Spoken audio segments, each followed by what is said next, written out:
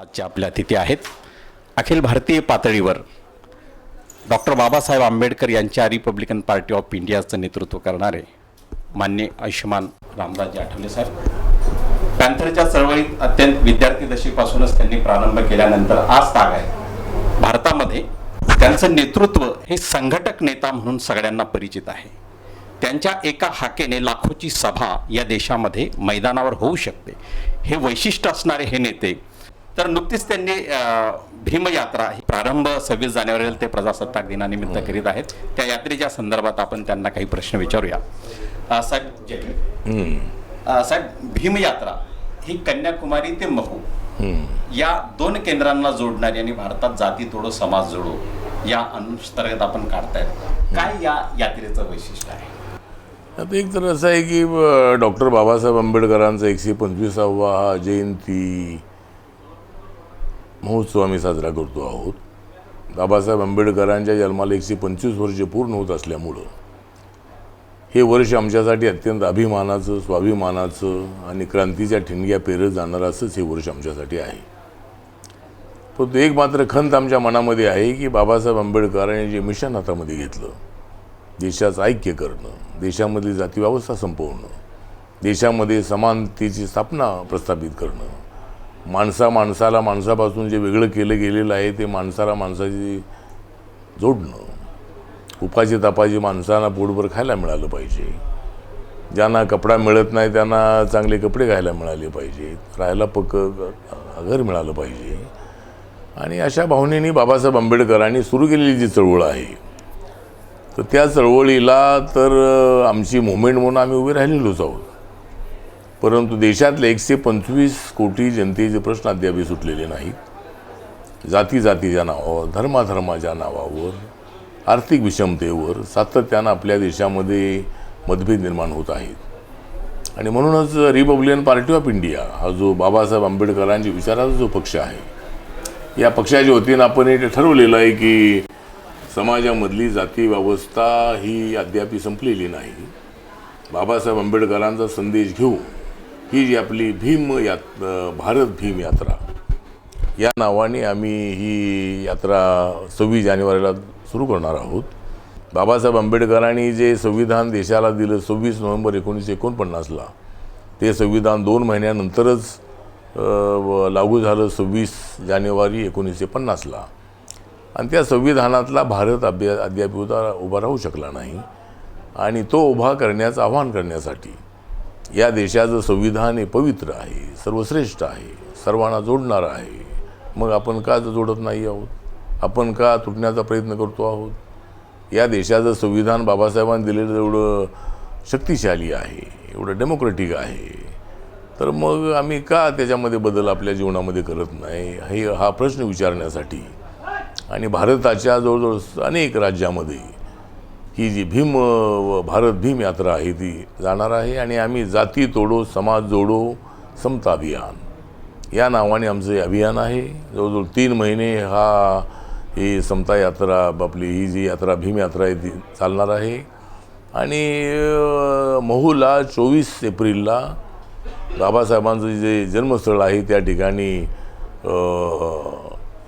समारोपाचा कार्यक्रम आहे। आणि त्यावेळेला कमीत कमी 3-4 लाखापेक्षाही जास्त लोक, 4-5 लाख लोक त्या ठिकाणी देशभरातले जमा होतील। आणि आम्ही प्रयत्न आमचा एवढाच आहे की जाती व्यवस्था संपवली पाहिजे, आर्थिक विषमता संपवली पाहिजे आणि इथल्या सर्वसामान्य माणसाला न्याय मिळवून देण्यासाठी बाबासाहेब आंबेडकर आयुष्यभर झगडत राहिले, संघर्ष करत राहिले। त्या बाबासाहेब आंबेडकरांच्या विचाराचा भारत उभा करण्यासाठी जी भीमसैनिकांवरती जी मोठी जबाबदारी आलेली आहे ती जबाबदारी पार पाडण्याचा माझ्या पक्षाच्या वतीनं मी प्रयत्न करतो आहे। आणि या भारत भीम यात्रेमध्ये लाखोच्या संख्येनं लोकांना त्याचा फायदा आम्ही करण्याचा प्रयत्न करणार आहोत। आणि अशा पद्धतीनं आमची ही भारत भीम यात्रा आहे। पण साधारणतः अखिल भारतीय पातळीवर उल्लेख होताना कन्याकुमारी ते काश्मीर असा उल्लेख होतो, परंतु आपण कन्याकुमारी ते महू असा हा उल्लेख आपल्या भीम यात्रेत केलेला आहे। अलीकडच्या काळामध्ये जे काही सुरू आहे की येणाऱ्या चलनावर स्वामी विवेकानंद आणि डॉक्टर बाबासाहेब आंबेडकर यांचं चित्र येण्याची काही चर्चा चालली, त्यामुळे कन्याकुमारी ते महू या जोडण्यामागे तिथलं स्वामी विवेकानंद केंद्र आणि डॉक्टर बाबासाहेब आंबेडकर केंद्र यांनाही जोडण्याचा काही दुवा यात अभिप्रेत आहे का? नाही, स्वामी विवेकानंद रॉक त्या ठिकाणी आहे आणि आपल्याला माहीत आहे की कन्याकुमारी हे भारताचं टोक आहे, भारताचं ते नाक आहे आणि त्या ठिकाणी अरबी समुद्र, हिंदी महासागर आणि बंगालचा उपसागर अशा पद्धतीचे 3 समुद्र एकत्रित आलेले आहेत. मग हे 3 समुद्राचं जर पाणी एकत्र येतं आहे, हे पाणी जर एकसंगपणे खळखळ पुढं वाहण्याचा प्रयत्न करत आहे, तर मग आम्ही काय एकत्र येत नाही असा लोकांना प्रश्न विचारण्यासाठी.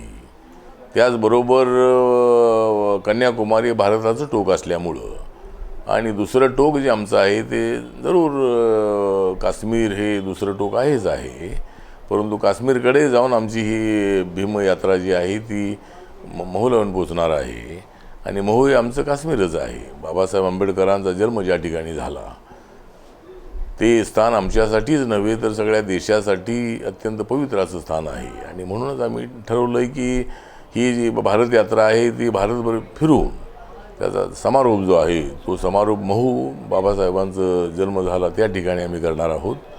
आणि या भारत यात्रेच्या निमित्तानं मी एवढं सांगतो की रिपब्लिकन पक्षाच्या इतिहासातली ही पहिलीच अशा पद्धतीची भारत यात्रा आहे.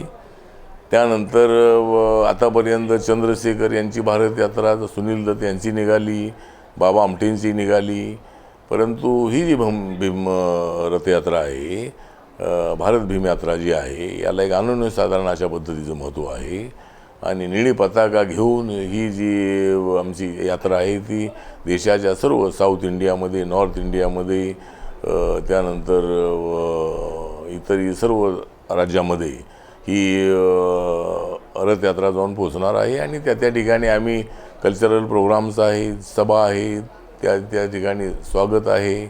अशा पद्धतीने अनेक ठिकाणी हे कार्यक्रम होणार आहेत. जवळजवळ एक 400, 450, 500पर्यंत सभा होण्याची शक्यता आहे आणि त्यामुळं मला असं वाटतं की एक इतिहासामध्ये नोंद होईल अशाच पद्धतीची ही आमची भारत भीमयात्रा असेल आणि बाबासाहेब आंबेडकरांचा आशीर्वाद आम्हाला आहे, त्यांची प्रेरणा आम्हाला आहे, त्यांची शक्ती आमच्या पाठीमागे उभी आहे आणि त्यामुळं मला वाटतं की आज रिपब्लिकन पक्षाची जी मुवमेंट आहे, जरी रिपब्लिकन पक्षामध्ये गट असले तरी माझा गट कुणावरती टीका टिप्पणी न करता माझा ग्रुप जो आहे तो बाबासाहेबांचं मिशन पुढे घेऊन जाण्याचा प्रयत्न करत आहे आणि एक मनामध्ये खंत नक्कीच आहे की अजूनही RPIचे नेते सगळे एकत्र येत नाही आहेत.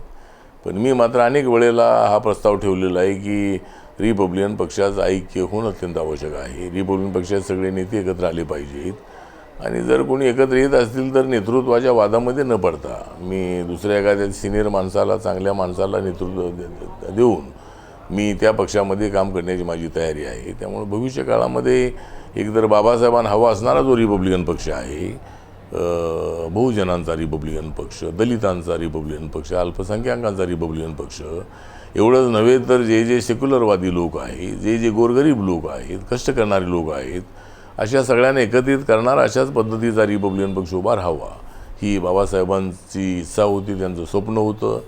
तर ते स्वप्न आणि ती त्यांची इच्छा पूर्ण करण्यासाठी मी माझ्या वतीनं प्रयत्न करतो आहे. माझ्या पक्षामध्ये सगळ्या जाती जमातीच्या लोकांना आणण्याचा प्रयत्न करतो आहे आणि त्या दृष्टिकोनातूनच मला असं वाटतं की रिपब्लिकन पक्षाची बांधणी एक व्यापक बैठकीवरती करण्याचा माझा मानस आहे, माझा प्रयत्न आहे.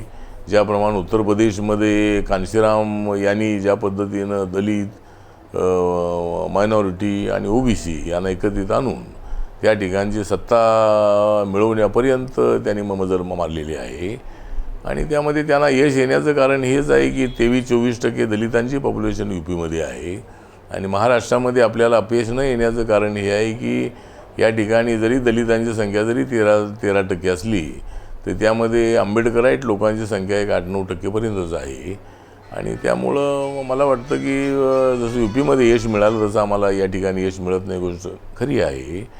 पण जरी आम्ही 9% जरी बुद्धिस्ट आणि आंबेडकराईट असलो तरी आम्ही सगळ्यात दलितांना 13-14% तर दलितांना एकत्र आणलं पाहिजे. OBC मधल्या 52मधले काही टक्के आपल्याकडं आले पाहिजेत. त्यानंतर जे मायनॉरिटीचे काही लोक आहेत, मुस्लिम मायनॉरिटी आहे 14-15% आहे, ख्रिश्चन मायनॉरिटी 2-2.5% आहे, शीख या ठिकाणी आहेत. तर हे जर सगळे लोक एकत्रित आले, जवळजवळ हे 16 ते 17% जे लोक आहेत ते मायनॉरिटीचे लोक आहेत. त्यानंतर दलितांची पॉप्युलेशन ही 13-14% आहे. आणि त्यानंतर मग काही OBC मधले जे लोक आपल्याकडे आले तर एक बाबासाहेबांना हवा असणारा एक व्यापक RPI उभा राहू शकतो. त्या दृष्टिकोनातूनच माझा प्रयत्न सुरू आहे. आणि म्हणून एक जनजागृती करणं हा तर उद्देश या जनजागृतीचा आहेच आहे, आपल्या यात्रेचा आहेच आहे. त्याचबरोबर एक विचार पेरत जाणे आणि बाबासाहेबांनी जे विचार पेरलेले आहेत त्याचे आता वटवृक्ष झालेले आहेत. त्यामुळं बाबासाहेबांचा विचार हा कुणीही उखडून काढू शकत नाही. जे कोणी त्याला उखडून काढण्याचा प्रयत्न करतील ते उखडून जातील. परंतु बाबासाहेब आंबेडकरांनी जे झाड लावलेलं आहे समतेचं, त्या झाडाला कोणी धक्का लावता कामा नये. त्याच्या फांद्या कोणी तोडण्याचा प्रयत्न केला तर आम्ही अजिबात ते खपवून घेणार नाही. पण ही गोष्ट खरी आहे की आज समतेच्या फांद्या त्या झाडाच्या मध्ये तोडण्याचा प्रयत्न होतो आहे. पण ते मूळ जे झाड आहे त्या मूळ झाडाला मात्र कोणी धक्का लावू शकत नाही. कारण त्यांनी किती जरी फांद्या तोडल्या तरी पुन्हा त्या फांद्या पुन्हा त्या झाडाला येत असतात. आणि त्यामुळं समतेचा जो अंत आहे तो कधी होऊ शकत नाही. पण विषमतेचा मात्र अंत एक दिवस होऊ शकतो. आणि म्हणूनच हे समतेसाठी सुरू केलेली ही आमची भारत भीम यात्रा आहे. ही भारताच्या कानाकोपऱ्यामध्ये विचारमंथन करेल. बाबासाहेब आंबेडकरांच्या विचाराची निळी पताका घेऊन आम्ही प्रत्येक माणसापर्यंत गावागावापर्यंत पोचण्याचा आम्ही प्रयत्न करणार आहोत. आणि त्यासाठी या ठिकाणी 3 वेज मीडिया जो या ठिकाणी अत्यंत चांगल्या पद्धतीने आपण चालू केलेला आहे. 3 मार्ग जे आहेत या 3 मार्गाने गेल्याशिवाय अंतिम उद्दिष्ट साध्य होणार नाही. आणि म्हणूनच आपण त्यामध्ये धर्मकारण आहे, समाजकारण आहे, राजकारण आहे अशा त्रिसूत्रींचा संगम करून या ठिकाणी 3 वेज मीडिया जो आहे आपण सुरू केलेला आहे. आणि या निमित्तानं आपण माझी मुलाखत घेतली त्याबद्दल मी हार्दिक आभार व्यक्त करतो. आणि 3 वेज मीडियाला रिपब्लिकन पक्षाचा पूर्ण पाठिंबा आहे. आणि तो पाठिंबा देऊन आम्ही हा मीडिया जो आहे तो अजूनही स्ट्रेंथन करण्याचा प्रयत्न करू.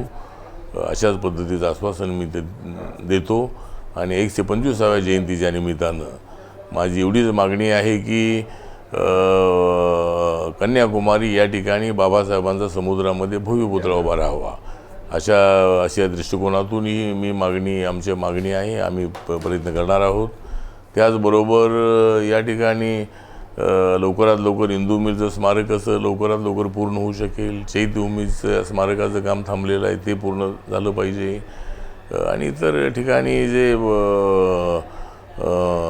इतरही जे काही बाबासाहेबांच्या मेमोरियलची कामं आहेत ती लवकरात लवकर पूर्ण झाली पाहिजेत. या दृष्टिकोनातून सरकारकडे माझे प्रयत्न सुरू आहेत. आणि जरूर आपल्याला